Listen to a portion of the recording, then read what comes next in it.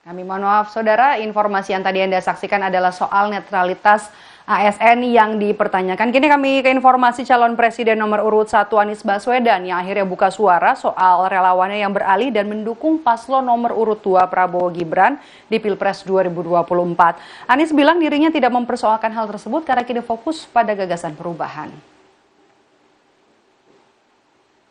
Hal ini disampaikan Anies saat ditanya wartawan soal relawan Anies Muhaimin yang mengalihkan dukungannya untuk paslon nomor urut 2 Prabowo Gibran.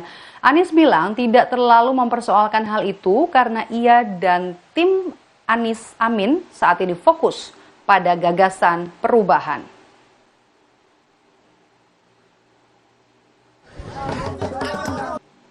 Perubahan dan persoalan-persoalan seperti ini bukan fokus kita.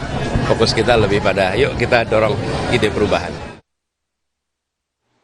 Sementara Capres nomor urut 3 Ganjar Pranowo menganggap mundurnya sejumlah kader dan relawan PDIP di daerah adalah hal yang biasa. Ganjar bilang ini adalah dinamika yang lumrah dalam pemilu.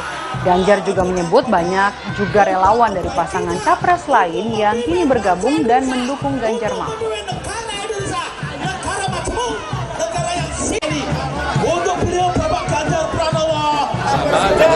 Mendukung sana juga ada yang mendukung saya.